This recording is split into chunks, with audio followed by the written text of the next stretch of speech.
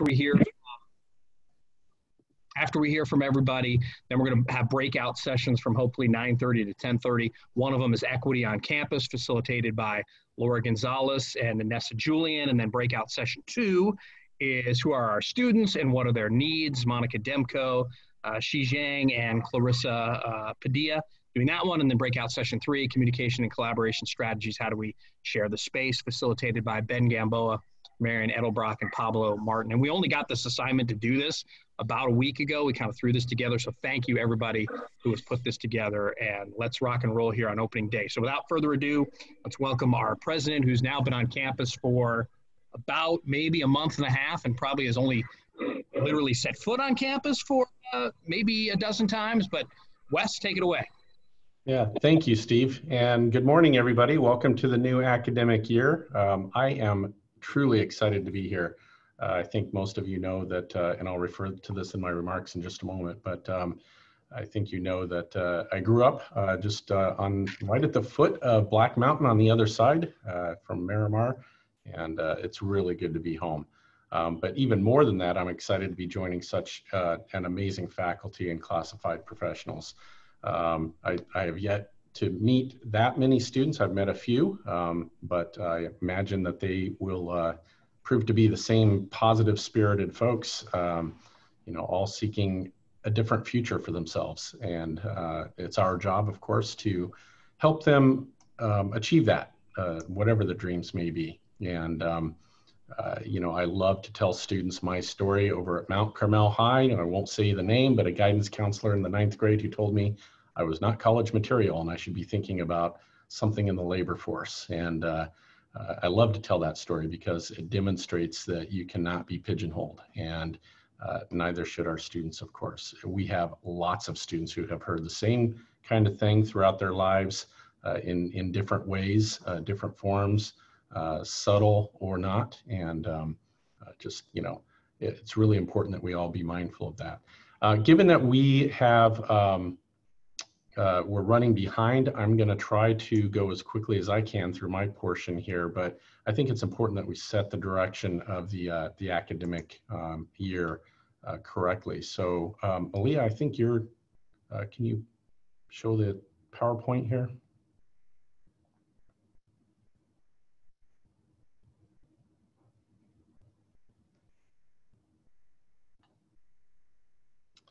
So next slide. This is just, where the title is sharing the space, moving toward equity. And I just want to say that this theme concept that we're moving toward was discussed at CEC the other day, the College Executive Council, and we're playing with the title a little bit, but everybody is unanimously on board with the idea of focusing on equity and infusing that into everything we do. So that's really the spirit behind my comments here. First of all, there's the welcome back to you, and as I said, to me as well, from a longer journey around the United States and the Caribbean and South America, but I'm here now with you and joining in this 2020-2021 academic year. So welcome back. And as Jim Mailer said in his comments, I hope that you've had a refreshing summer and a chance to replenish. As I was preparing these remarks, I thought about what our site means, where we're located at Hourglass Field and the history here. And I was connecting that with my own past growing up here back in the days when, before sonic booms were outlawed. The Navy jets flying, doing their touchdown practices would exceed the sound barrier frequently in the area, and those who are my age and will remember the sonic booms that we would hear periodically. And they would continue on and on and on, and the jets would make their circles and do their touchdowns, and I know they still do that now, and it's over and over. And I just got to thinking about the cycles of life and how they can capture perhaps the possibility of rote, of just simply falling in a pattern of going around and around and doing our touchdowns and takeoffs like we're doing right now with Convocation. But they can also be representations of new starts and cycles of endings and beginnings, all wrapped into something much larger.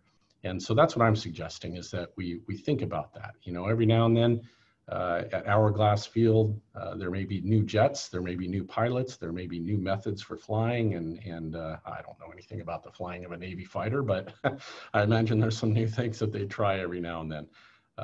And it's, you know, but their mission is the same always, and that has not changed, and that's to be prepared, and to be prepared with the planes that they have. And it's the same thing with us. We have a mission as well, and it's focused on students. Next slide, please. So with the mission, I just wanted to remind all of us of what the Miramar College mission is. And I won't take time to read it. Many of you are familiar with it, but you know, right in the middle of it, supports and promotes success, diversity, inclusion, and equity. And these 4 words are balanced grammatically in the sentence together. And oftentimes we focus on success, and we may think of diversity, inclusion, and equity as means for getting there, or a component that supports that. And what I'm suggesting is that our very mission statement has it infused into what we do. And so I would suggest that we be thinking about how we function systemically, as well as with efforts such as events and things like that, which is what colleges typically do. They'll put on some cultural events and provide opportunities for exposure to different cultures. There may be classes, there may be workshops on inclusion and diversity, but that's very different from infusing it into what we do and how we do it. So, so that's what I would want us to be thinking about. Next slide, please. If you think about where community colleges came from, it's the Truman Commission that really set us in motion back in 1947. And this was, as the name implies, a commission that was well, commissioned by Harry Truman to look at what we could do to move the nation forward post-World War II. And you know, there's a lot of social programming under FDR that had begun. And a lot of changes. Social Security came out of that. A lot of things that we value now, many people are not aware that it came from that era. So the Truman Commission specifically looked at higher education as a means for leveling the playing field for all people. And you know, their focus may have been, this is pre-civil rights, so we can only speculate, but I would speculate that they were probably focused more on socioeconomic backgrounds than race issues and things like that. But nonetheless, they said what they said, and we hold them to it. So it is a level playing field for all, and that's what we should be embracing. This, of course, has taken on in community colleges a focus on access and providing access for students. And you see that in the mission of so many community colleges as well. But again, we need to dive deeper and push ourselves harder to make real substantive changes for students. So next slide, please. So the term sharing the space is just something that came from my move, actually, from New York to California. My wife and I we have 5 kids, but only one made the trek over with us, and that was our 6-year-old, Nikki. And in a confined space, a child of that age who had already spent the last few months of his kindergarten year under COVID-19, not interacting with others and only having mom and dad to play with, were not as fun, or certainly not as active as his playmates. But we were confined in the space, a Ford Explorer, and he is prone to outbursts every now and then. And as he would do that, we would become agitated and sometimes snap at him. And so, you know, I caught myself saying once, Nikki, you need to share the space. We are in this tiny little area, and all of us are here, and we need to respect each other's needs and how what we do affects others. And as that gelled in my thinking, I realized that that's really a microcosm or a metaphor for what we're doing with equity. We're learning to share the space better. And I think that it's important at the outset to recognize that maybe we're not that good at that. And that's okay. The important thing, not okay that we're not good at it, but it is okay that we recognize that that's there and that that's been there and it's part of how we function. The important thing is to say, this is what we're going to change and this is how we're going to do it. It's not okay to stay in that mentality. So the Truman Commission really is a national call to share the space. It's about being conscious of those around us, their needs, their perceptions, their understanding, and their rights. A lot of times we focus on needs and perceptions and understanding people, but we maybe don't take the action that we could to help protect their rights and make sure that the space is there for them.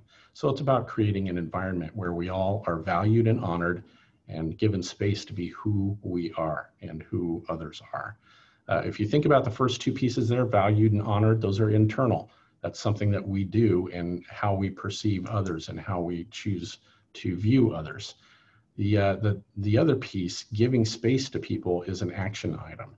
And again, I just want to underscore that because it is about equity. And if we want to achieve equity for students and have a social impact in our community, in our region, and beyond, we need to take action. Next slide, please.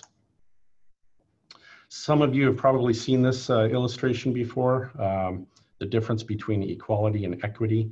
Equality is really about taking the resources and distributing them equally among all people. And you can see what the result of that can be in this little illustration of three individuals of different heights trying to see a baseball game. They all get a box to stand on, and it helps the one who otherwise wouldn't be able to see in the middle, but it doesn't help the one on the right.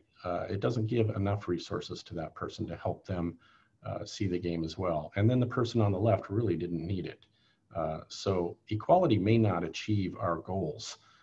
Equity, however, redistributes in a way that it puts the resources where they're needed the most so that everybody can see the game. If you look at the next slide, there's a new piece introduced here that I think is very important. You have, excuse me, a different game being played perhaps. I couldn't find the same image with the other two pieces, but equality and equity are there, of course, just as in the previous slide, but here we have justice introduced as well. And that removes the obstacle that's there. So this is our goal. It's our goal to eventually remove whatever inequities there are, the cause of the inequity. In this case, perhaps a chain link fence that everybody can see through, or removing the fence entirely. You know, if everybody could stay off the field, I suppose that would work very nicely. But you get the point. So it's equity that we're talking about, and with eventually a goal for justice. Next slide, please. So the question really is, how do we share the space? And as you transition into the breakout sessions, I would ask that you keep these thoughts in mind. How do we share the space? How do we build together a space where students, faculty, classified professionals all find equity? How do we understand others' experience and perspective? How do we understand their needs in meaningful ways that move us toward the mission? And how do we respect others and honor them? Next slide, please. It comes down to how do we build Miramar into a space that is genuinely equitable? I'm not one, and I think probably most of you would agree and describe yourself the same way. I'm tired of talking about things. I want to see things change. You know, some of our meeting structures even are we're gonna de-emphasize the report outs, and we're gonna focus more on collective decision making in our meetings. So we're gonna be action oriented. Next slide. So some questions you might want to consider. No need to write these down. I'm just wanting to plant seeds, and as they come up, and if they don't, that's fine as well. But when you're listening to presenters and interacting with others in the breakout session, please be thinking about these things. What does equity mean? What's that word mean? I presented an image that maybe gets some thoughts going, but how does it play out exactly in the classroom, in how we work with students in student services, in the resources such as tutoring centers, library, what have you, sports events? What does equity mean? And how can it be achieved? Who's responsible for equity? What does it feel like to be treated with inequity? And this is really a bridge question where you think about a time, and all of us have had them, where you were not treated with dignity and respect, and in a way that allowed you to be all that you could be. Think about that and what it felt like, and then use that as an empathy anchor, if you will, as we talk about equity for others. Next slide, please. What does access mean? And access to what? What are we talking about when we talk about that? And I'll come back to that in just a moment. And what can we do as a college? What can we do to help students access what they need? Is it possible to think of access as an issue of equity? And if so, how? Next slide, please. So just brainstorming the word access, some thoughts. Again, keep these in mind as we move forward.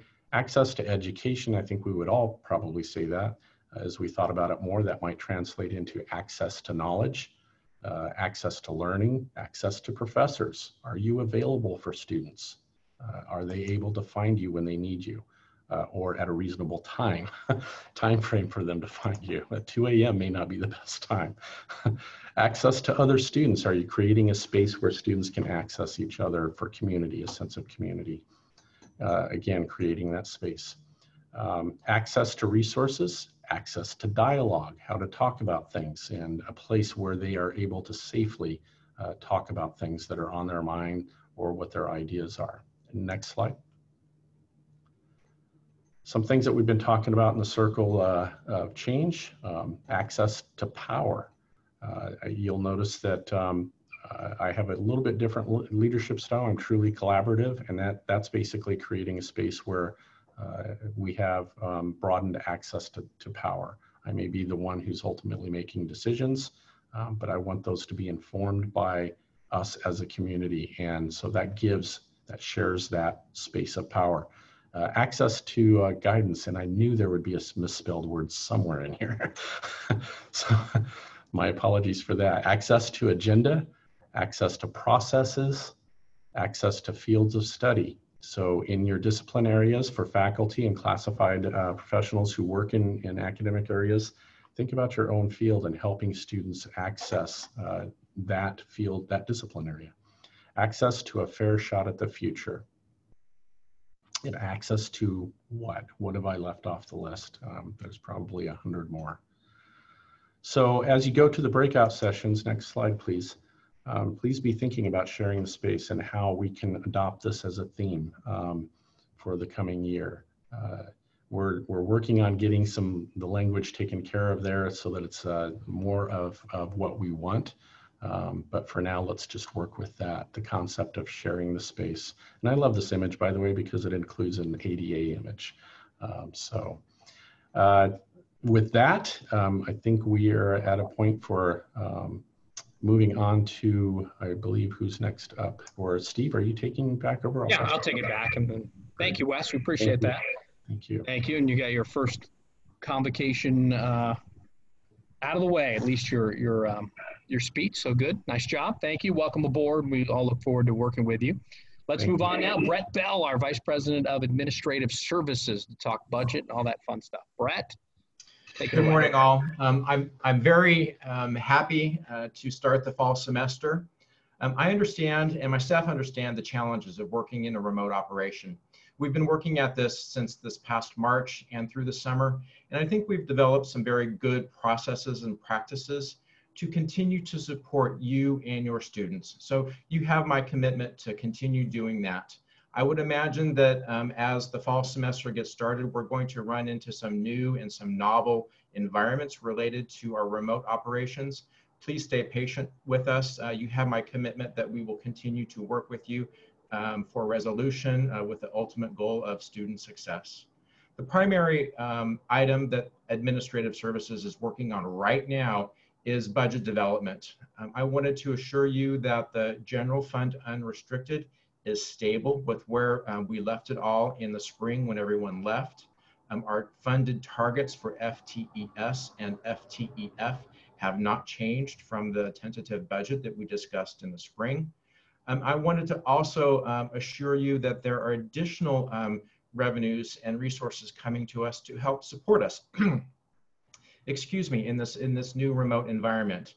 Primarily, those resources are including the CARES Act, Minority Serving Institutions funding, and then and both of those resources are currently available on the campus, and we are utilizing them now. In the near future, we're also awaiting a COVID-19 block grant from the state. So these funds are intended to help us get through this new environment. They're being put to very good use. The uses have been discussed collaboratively before we left in the spring semester, so that everyone can have access to these resources, and they should be able to assist us to operate, continue operating in this new environment. Lastly, I want to again say thank you for everything that you do for us. We're looking forward to seeing you at least in these occasional Zoom environments, and have a great semester. Thank you. Thanks, Brett.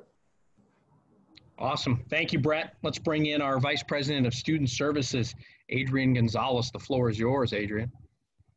Thank you. Good morning. Welcome, everybody. Welcome back to another great semester. Certainly is going to be interesting for us. I wanted to, first of all, thank everybody who has been working so hard to help us to move into a remote environment. Brett Bell's area has been amazing, and faculty, you've done a wonderful job with moving over into remote instruction. Especially want to thank the Student Services staff. They've been here all summer trying to ensure that students get enrolled appropriately, trying to make sure they have their ed plans in place. So I want to thank all of the frontline staff as well as our counselors for all the great work they're doing. In the coming days, we'll be sending you some more information about services that are available to students online. We have moved pretty much everything to remote.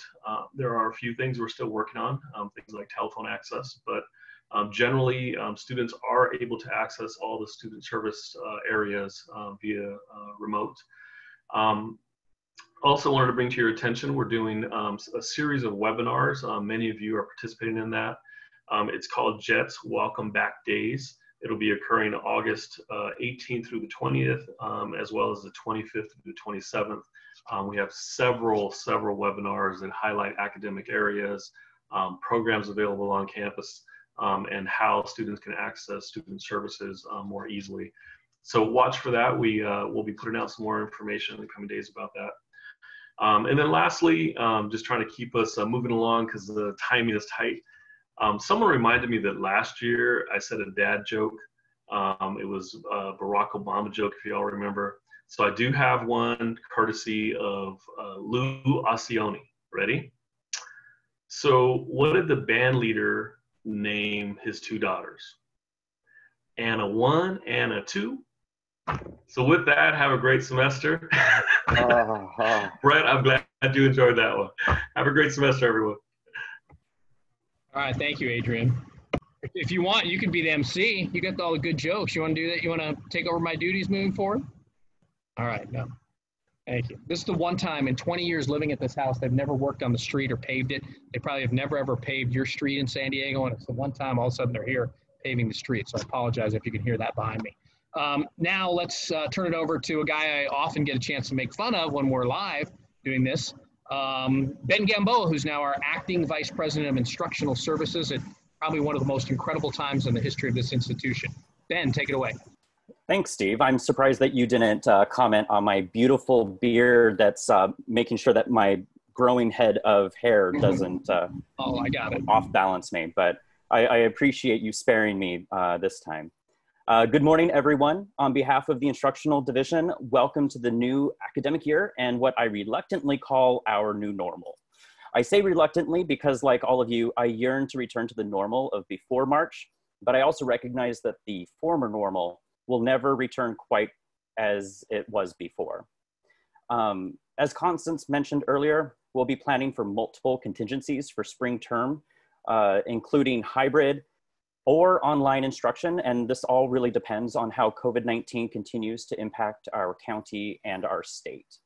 I just would love to praise our faculty and classified professionals and our managers for the amazing work they've done over the last 5 months, serving our students passionately, innovatively, and with equity at the forefront of their minds as we transition to remote instruction. And I look forward to working with everyone as we figure out this puzzle together and wind our way through the various simultaneous crises that we face. And I guarantee we will solve this puzzle together.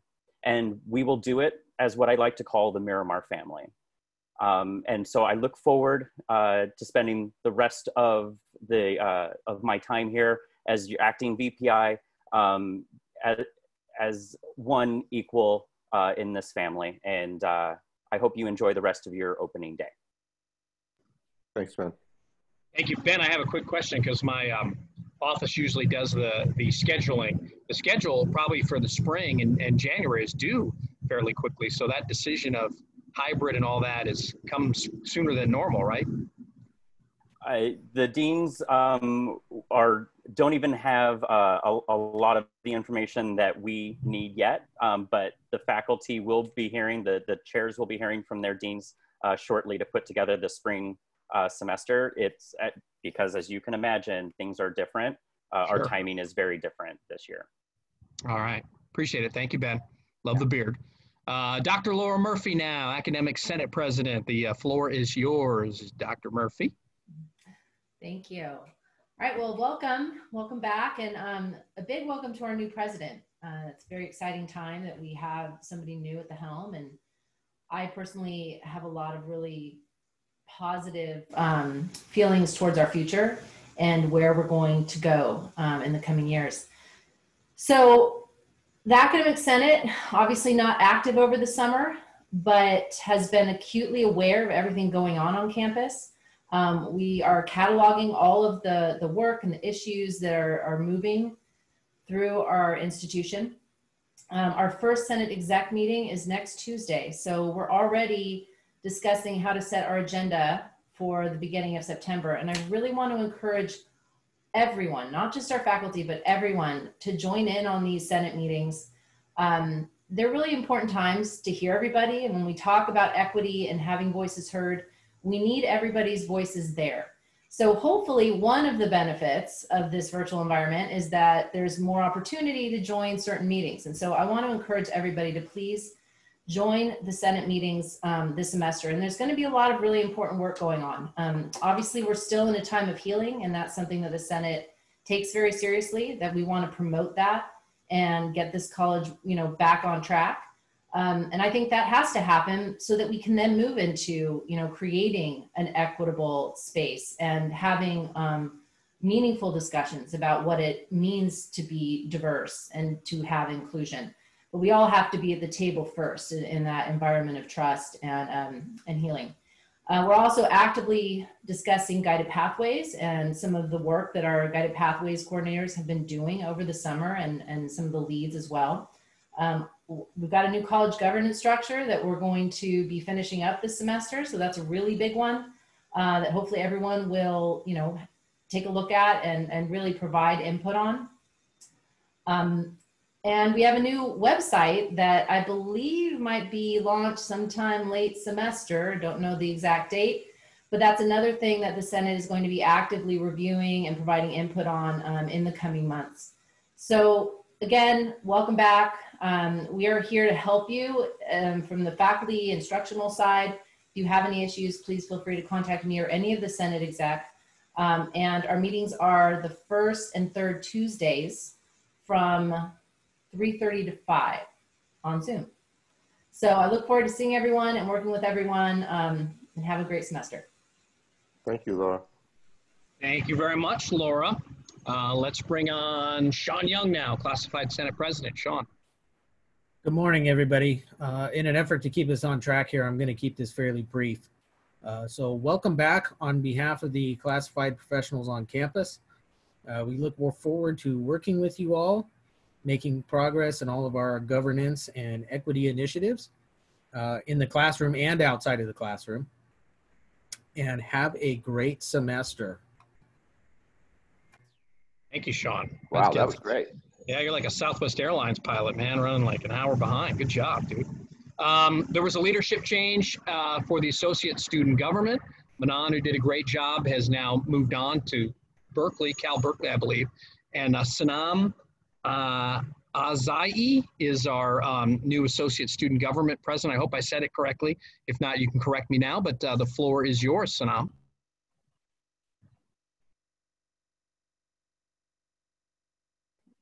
Sanam, are you with us? Maybe not. Sanam going once. Okay. All right. I don't think she showed. So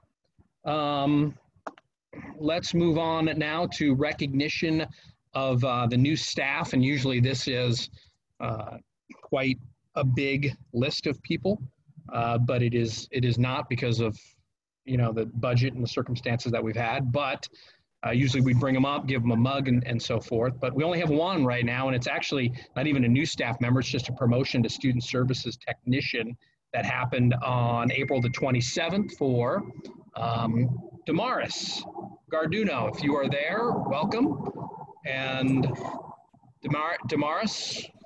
Yeah, I didn't know I was going to be on this thing. Thank you. That's awesome. Well, you owe me a mug, Steve. I know. So I will mug. Thank you so much. So thank you, Damaris. We appreciate that for all your hard work. Thank you so much. Okay, so now it's time for our breakout sessions. And so we're moving a little bit behind. We're like 23 minutes behind. So there's the 3 breakout sessions that you're welcome to join any one of them, or you can pop in on as many as you want. They were supposed to start at 9:30. Now it looks like they'll probably start about 9:55. So then we'll come back in an hour from now when we break. Actually, you know what? We'll come back at, actually, there's also a traditional break in there too. So why don't we say we'll come back about, how about 11:10 maybe for, to reconvene and have a closing statement and activity. So hopefully all your breakout sessions will be done. We'll come back at 11:10, 11:15 for our reconvening and our closing activity. Thank you, everybody. And we will see you back at 11:10.